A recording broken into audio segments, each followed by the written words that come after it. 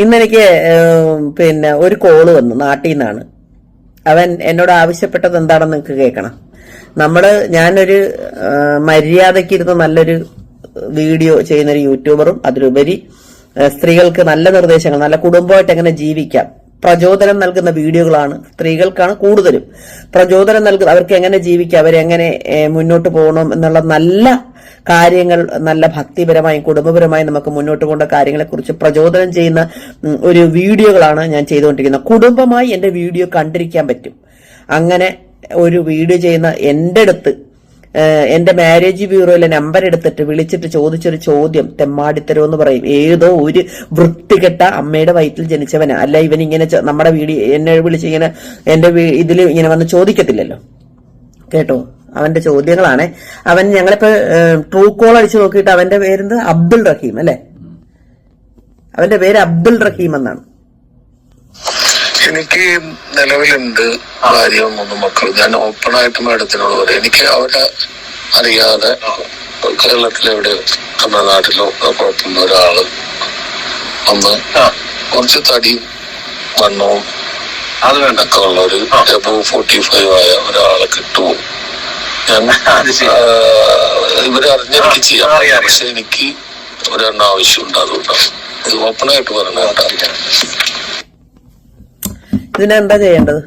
ഇങ്ങനത്തെ മോശം സംസാരം എന്റെ ഫോണിലും വീഡിയോയിലൊന്നും വന്ന് ചെയ്തു. സുഹൃത്തുക്കളെ നമസ്കാരം, പുതിയൊരു വീഡിയോയിലേക്ക് എല്ലാവർക്കും സ്വാഗതം. അപ്പോൾ ഒരു മാരേജ് ബ്യൂറോ നടത്തുകയാണ്, അതുപോലെ തന്നെ നല്ലൊരു വ്ളോഗറാണ്, ഒരുപാട് നല്ല നല്ല വീഡിയോസ് ചെയ്യുന്ന സിംഗിൾ ബോബൻ എന്ന് പറയുന്ന ഈ മേഡത്തിൻ്റെ ഒരു മാരേജ് ബ്യൂറോൻ്റെ നമ്പർ എടുത്തിട്ട് ഒരു കഴിവേറി വിളിച്ച ഒരു ഇതാണിത്. അതായത് അവന് ഭാര്യയുണ്ട്, 3 മക്കളുണ്ട്. അവൻ അതൊന്നും പോരാ, ആരും അറിയാതെ കേരളത്തിന് പുറത്തോ തമിഴ്നാട്ടിലോ കർണാടകയിലോ ഇല്ലെങ്കിൽ വേറെ ഏതെങ്കിലും ജില്ലയിലോ അവന് ഒരു സെറ്റപ്പും കൂടി വേണമെന്നാണ് പറയുന്നത്. അതായത് ആരെങ്കിലും ഉണ്ടെങ്കിൽ എന്നെ ഒന്ന് അറിയിക്കണം എന്നുള്ള തരത്തിൽ. അല്ല ഇവനൊക്കെ എന്താണ് തലയ്ക്ക് ഭ്രാന്തായിപ്പോയി? അതാണ് ഞാൻ ആലോചിക്കുന്നത്. ഇവനൊക്കെ എന്താണ് വിചാരിച്ചിരിക്കുന്നത് എന്ന് പോലും നമുക്ക് മനസ്സിലാകുന്നില്ല. ഇവൻ്റെ ഭാര്യയോട് എനിക്ക് പറയാനുള്ളത്, ഇവൻ്റെ കയ്യും കാലും തല്ലി ഓടിച്ചിട്ട് ഇവന് ചിലവിന് കൊടുക്കണം, അതാ വേണ്ടത്. അതായത് ഇനിയിപ്പം കയ്യും കാലും എടുത്ത് നടക്കാൻ പാടില്ല. അമ്മാതിരി തൂന്യവാസാണല്ലേ ഇവനൊക്കെ പറയുന്നത്. ഇവനെ പോലെയുള്ള ആൾക്കാർ ഉള്ളത് കൊണ്ടാണ് ഈ നമ്മളെ എന്താ പറയുക ആണുങ്ങളുടെ വില കളയുന്നത് എന്നൊക്കെ പറയുന്നില്ലേ. ഇവനൊക്കെ അങ്ങനെ ഇവൻ എന്താ ഇത് കണ്ടപ്പോഴേ, അതായത് ഇതിന് നല്ലൊരു മറുപടിയാണ് ഈ മേഡം കൊടുത്തിരിക്കുന്നത്. ആ മറുപടി കണ്ടപ്പോഴേ ഇനി അത് കണ്ടു കഴിഞ്ഞാൽ ഇവൻ ജീവിതത്തിൽ ഇനി ഇമാതിരി തോന്നിവാസം പറയില്ല. അതായത് അവൻ്റെ നമ്പറൊക്കെ കൊടുത്തിട്ടുണ്ട്. ആ നമ്പറിലൊക്കെ എന്ന് പറഞ്ഞാൽ വിളിയോട് വിളിയാണ്. ഞാൻ തന്നെ ഇന്ന് 4-5 പ്രാവശ്യം വിളിച്ചു നോക്കി, അവൻ ഫോൺ എടുക്കുന്നില്ല. ഫോൺ എടുത്തിട്ടുണ്ടെങ്കിൽ അവനോട് കുറച്ച് ചോദ്യങ്ങൾ ചോദിക്കാനാണ്. കാരണം എത്ര വയസ്സ് വരെയാണ് നീ ഉദ്ദേശിക്കുന്നത്? അവൻ 45 വയസ്സ് വരെ എന്നാണ് പറയുന്നത്. ഇനി അങ്ങനെയാണെങ്കിൽ അവനൊരു കാര്യം ചെയ്യട്ടെ, അവൻ്റെ ഉമ്മാനെയും അതുപോലെ തന്നെ സഹോദരിമാരെയും എല്ലാവരെയും കൂട്ടിയിട്ട് അവനൊന്ന് പെണ്ണ് കാണാൻ വരട്ടെ. അതിനു വേണ്ടിയിട്ടൊന്ന് ക്ഷണിക്കാൻ വേണ്ടിയിട്ട് ആ പഹയനെ ഞാൻ കുറേ നേരം വിളിച്ചു നോക്കിയായിരുന്നു. പക്ഷെ അവൻ ഫോൺ എടുക്കുന്നില്ല. അവൻ്റെ നാട് എവിടെയാണെന്നൊന്ന് കണ്ടുപിടിക്കണം. അതാണ് എന്തൊരു വൃത്തികെട്ട മനുഷ്യനാണെന്നാണ് ഞാൻ ആലോചിക്കുന്നത്. ഇതുപോലെയുള്ള കുറേ ഞരമ്പുകൾ നമ്മുടെ സമൂഹത്തിലുണ്ട്. മനസ്സിലാക്കണം നിങ്ങൾ. നമ്മുടെ സമൂഹത്തിൻ്റെ പോക്കെങ്ങോട്ടാണ്? അതായത് അവൻ ആരും അറിയാതെ വേണമെന്ന്. അവന് 3 മക്കളുള്ള ഇവനാന്ന് പറയുന്നത്. അതായത് ഒരാൾ പോലും അറിയാൻ പാടില്ല. അറിയാതെ എനിക്ക് ശരിയാക്കി തരാൻ കഴിയുമോ? എനിക്ക് തോന്നുന്നത് ഇവൻ ഒന്നുകിൽ ഇവന് തലക്ക് നല്ല സുഖമില്ല, ഇല്ലെങ്കിൽ ഇവനെ ആരോ പറ്റിച്ചതാണ്. അതായത് ഇവൻ പിന്നെ എന്താ പറയണ്ടേ, ഈ സിംഗിൾ ബോബൻ്റെ നമ്പർ കൊടുത്തിട്ട് ചിലപ്പോൾ പറഞ്ഞിട്ടുണ്ടാവും, നീ ഇതിൻ്റെ അകത്തേക്ക് മെസ്സേജ് അയച്ചു കഴിഞ്ഞാൽ ചിലപ്പോൾ അവർ നിനക്ക് റെഡിയാക്കി തരും എന്നൊക്കെ ആരെങ്കിലും പറഞ്ഞു കൊടുത്തതാണോ? ഇനി അല്ല ഇവനെന്തെങ്കിലും പിന്നെ ഭ്രാന്തായതുകൊണ്ടാണോ? കാരണം ഇവൻ്റെ നമ്പറൊക്കെ എല്ലാവർക്കും അറിയില്ലേ.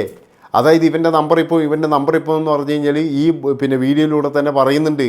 അവനിനി ജീവിതത്തിൽ അവനിനി സ്വസ്ഥത കിട്ടുമെന്ന് എനിക്ക് തോന്നുന്നില്ല. അതുകൊണ്ട് എത്രയും പെട്ടെന്ന് അവൻ ആ നമ്പർ മാറ്റിക്കഴിഞ്ഞാൽ അവന് ജീവിക്കുകയും ചെയ്യാം. അല്ല ഇങ്ങനത്തെ ആൾക്കാർ എന്ന് പറഞ്ഞാൽ ജീവിക്കാതിരിക്കുകയാണ് ഭേദം. ഇങ്ങനത്തെ വേട്ടാവളിയന്മാർ പിന്നെ എന്താ പറയുക സമൂഹത്തിന് തന്നെ ആപത്താണ്. മനസ്സിലാക്കണം നിങ്ങൾ. അപ്പോൾ അവൻ്റെ ഭാര്യയുടെ അവസ്ഥകളൊന്ന് ആലോചിച്ച് നോക്ക്, അവൻ്റെ കുടുംബത്തിൻ്റെ അവസ്ഥകളൊന്ന് ആലോചിച്ച് നോക്ക്. ഇവനൊക്കെ ഇതും മനസ്സിലിട്ടുകൊണ്ടല്ലേ നടക്കുന്നുണ്ടാവുക? അല്ല ഇവൻ്റെ അവിടെ എന്തെങ്കിലും ഒരു സുരക്ഷിതത്വം അവർക്കുണ്ടോ? അതുകൊണ്ടാണ് ഞാൻ പറയുന്നത്, നമ്മളെപ്പോഴും എന്ന് പറഞ്ഞു കഴിഞ്ഞാൽ വലിയ മുതലാളിയാണ്, ഇല്ലേ പണമുള്ളവനാണ്, ഇതൊന്നും നോക്കിയിട്ടല്ല കല്യാണം കഴിക്കേണ്ടത്. ഇതുപോലെയുള്ള വേട്ടാവളിയന്മാർ പിന്നെ ഒരുപാട് പണമുണ്ട് എന്ന് പറഞ്ഞിട്ട് കാര്യമില്ല. ഇങ്ങനെയുള്ളവന്മാരാണെങ്കിൽ തീർന്നില്ലേ ജീവിതം. അതല്ലേ നമ്മുടെ നാട്ടിൽ നടക്കുന്നത് കൂടുതൽ. ഇപ്പം 2 ദിവസം മുമ്പ് ഒരു യുവതി എന്ന് പറയുകയാണ് 100 പവനും കാറും പിന്നെ പൈസയെല്ലാം കൊടുത്തതാണ്. അവിടെ എത്തി നോക്കുമ്പോഴാണ് അവന് പരസ്ത്രീ ബന്ധം. ഒരുപാട് സ്ത്രീകളുമായിട്ട് അവന് ബന്ധമുണ്ട്. അവൻ്റെ പണിയെന്ന് വെച്ച് കഴിഞ്ഞാൽ രാവിലെ മുതൽ പോകും, വൈകുന്നേരം ആകുമ്പോഴേക്ക് തിരിച്ചു വരും. അപ്പോഴേക്കെന്ന് പറഞ്ഞു കഴിഞ്ഞാൽ അവൻ്റെ കാറിലൊരു 2-3 പേര് കയറി ഇറങ്ങിയിട്ടുണ്ടാവും എന്നാണ് പറയുന്നത്. ഇപ്പോഴെന്ന് പറഞ്ഞാൽ ആ യുവതി ഇന്നലെ വന്നിട്ട് പത്രസമ്മേളനം നടത്തുന്നുണ്ട്. വലിയ കുടുംബക്കാരാണ്, ആഭിജാത്യവും അന്തസ്സെല്ലുള്ള കുടുംബക്കാരാണ്. 100 പവൻ സ്വർണ്ണല്ലേ കൊടുത്തിരിക്കുന്നത്. അതിൻ്റെ ബാപ്പാനെ പിടിച്ചിട്ട് 2 അടി ആദ്യം കൊടുക്കണമായിരുന്നു ഈ പെണ്ണിൻ്റെ. എന്താ കാരണം എന്നല്ലേ, അതായത് ഇമാതിരി തോന്നിയവാസികൾക്ക് 100 പവൻ കൊടുക്കുന്നുണ്ടെങ്കിൽ അറ്റ്ലീസ്റ്റ് ഒന്ന് അന്വേഷിക്കണ്ടേ. അല്ലാണ്ട് ഈ ബംഗ്ലാവ് കണ്ടിട്ട് അപ്പോൾ തന്നെ അങ്ങ് പെണ്ണിനെ കെട്ടിച്ചു വിട്ടത് ഈ ബാപ്പാൻ്റെ കഴിവുകേടായിട്ട് കണക്കാക്കാൻ കഴിയുള്ളൂ.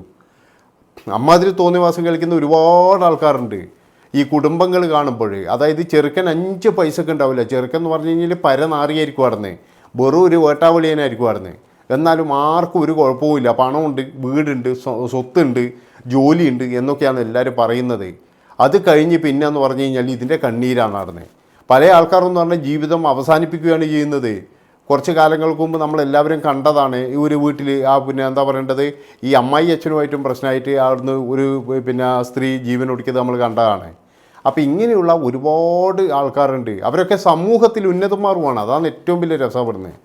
ഇവരൊക്കെ എല്ലാവർക്കും വേണ്ട നാട്ടിൽ പ്രമാണിമാരായിരിക്കും. പിന്നെ അതുപോലെ തന്നെ പല പല കമ്മിറ്റികളിലുള്ളവരായിരിക്കും. ഇങ്ങനെയുള്ള ഒരുപാട് ആൾക്കാരുമായിരിക്കും. അപ്പോൾ ഇങ്ങനെയുള്ള പ്രമാണികളാണ്, അവരുടെ മക്കളാണ് പിന്നെ എന്താ പറയേണ്ടത് ഇതുപോലെ കൂതറകളായിട്ട് നടക്കുന്നത്. പക്ഷേ ഇതൊന്നും കെട്ടിച്ചു വിടുന്ന ഈ പെൺകുട്ടികളുടെ ബാപ്പമാർക്ക് ഇതൊന്നും നോക്കേണ്ട ആവശ്യമില്ല. അവർക്ക് എന്താണെന്ന് വേണ്ടതെന്ന് പറഞ്ഞു കഴിഞ്ഞാൽ കുടുംബം നല്ലതായിരിക്കും, അതായത് ബാപ്പി ഉമ്മയും നല്ലതല്ലേ, അപ്പോൾ പിന്നെ ചെറുക്കനും നല്ലതായിരിക്കും. ഇവരെന്നെ അങ്ങ് വിധി എഴുതുകയാണ്. അത് പിന്നെ അവിടെ എത്തുമ്പോഴാണ് ഇതൊക്കെ മനസ്സിലാകുന്നത്. അതുകൊണ്ട് എല്ലാവരും എന്ത് ചെയ്യണമെന്ന് പറഞ്ഞു കഴിഞ്ഞാൽ ആദ്യം നമ്മളൊന്ന് അന്വേഷിക്കണം, പോയിട്ട് അന്വേഷിച്ച് കഴിഞ്ഞിട്ട് വേണം ഇങ്ങനെയുള്ള വേട്ടവോളിയന്മാർക്ക് പെണ്ണ് കെട്ടിച്ചു കൊടുക്കാൻ. അതാണ് ഞാൻ പറയുന്നത്.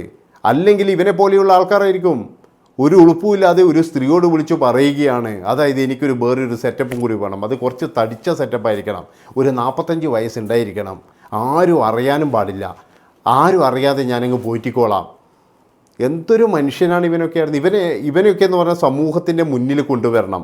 അതായത് ഇവൻ്റെ ആ ഒരു സ്വഭാവമില്ല ജനങ്ങൾ മുഴുവൻ അറിയണം. അങ്ങനെ ഇവനെ നിയമപരമായിട്ട് കൊണ്ടുവരണം സമൂഹത്തിൻ്റെ മുന്നിൽ. അല്ല, അതിൻ്റെ പണി അവർ എടുക്കുന്നുണ്ട് അവിടുന്ന്. മിക്കവാറും എന്ന് പറഞ്ഞു കഴിഞ്ഞാൽ ഒരു 2-3 ദിവസത്തിനുള്ളിൽ ഇവനെ പൊക്കുമെന്നുള്ളതാണ്. അവനെ കൊണ്ടുവരണം. ഇനി ഇവൻ ജീവിതത്തിൽ ഇമാതിരി തോന്നിയവാസം പറയാൻ പാടില്ല. അതായത് ഇവൻ്റെ കൂടെയൊന്നും ആ ഒരു സ്ത്രീ ഉണ്ടല്ലോ, ഇനി ജീവിക്കാതിരിക്കുന്നതാണ് ഭേദം. കാരണം ഇങ്ങനെയുള്ള അവൻ്റെ കൂടെ എന്ത് വിശ്വസിച്ച് ജീവിക്കുമായിരുന്നു, ഒരു സേഫ്റ്റി ഇല്ലാതെ. അമ്മാതിരി തോന്നിയവാസിയല്ലേ ഇവനായിരുന്നു. അപ്പോൾ എനിക്ക് ഇത്രയേ പറയാനുള്ളൂ. ഇവന് എത്രയും പെട്ടെന്ന് അറിയുന്ന ആൾക്കാർ ആരെങ്കിലും ഉണ്ടെങ്കിൽ ഇവനൊന്ന് സമൂഹത്തിൻ്റെ മുന്നിൽ കൊണ്ടുവരിക. പിന്നെ പോലീസ് അതിനു വേണ്ട വഴി നോക്കിക്കോളും. അവർ കേസൊക്കെ കൊടുക്കുന്നുണ്ട്, നിയമപരമായിട്ട് തന്നെ അവർ നീങ്ങും എന്നാണ് പറയുന്നത്. അപ്പോൾ ഇത്രയും പറഞ്ഞുകൊണ്ട് ഈ ഒരു വീഡിയോ ഇവിടെ വെച്ച് വൈൻഡപ്പ് ചെയ്യാണ്. ഞാൻ ഇതിൻ്റെ കുറച്ച് ഭാഗവും കൂടിയുണ്ട്, അതും കൂടി ഈ വീഡിയോൻ്റെ ലാസ്റ്റ് വെക്കാം. നന്ദി, നമസ്കാരം. വീഡിയോയിലൊന്നും വന്ന് ചെയ്താൽ ഞാൻ വെറുതെ വിടത്തില്ല. ഞാൻ ഇതിന് വേണ്ട നിയമ നടപടികൾ സ്വീകരിക്കും. അവന്റെ നമ്പരും കൂടെ പറയാം ഞാൻ.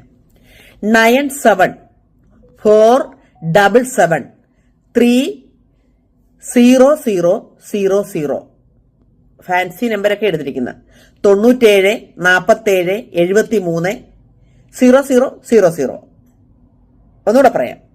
അബ്ദുൾ റഹീം. അവന്റെ ഭാര്യ എവിടെയെങ്കിലും ഇരുന്ന് കേൾക്കുന്നുണ്ടെങ്കിൽ ഇവനെയൊക്കെ വീട്ടിൽ 2 മുട്ടുകാലും തല്ലി ഒടിച്ചിട്ടിട്ട് നിങ്ങൾ ചെലവിന് കൊടുത്ത് നോക്കുക വേണമെന്നുണ്ടെങ്കിൽ. ഇല്ല, ഇവനെയൊക്കെ വലിച്ച് ദൂരത്തെറിയണം. ഇങ്ങനത്തെ ഒരു ആഭാസന്റെയൊക്കെ കൂടെ എന്തിനു നമ്മൾ ജീവിക്കണം? ഇങ്ങനത്തെ ഉള്ളവനെയൊക്കെ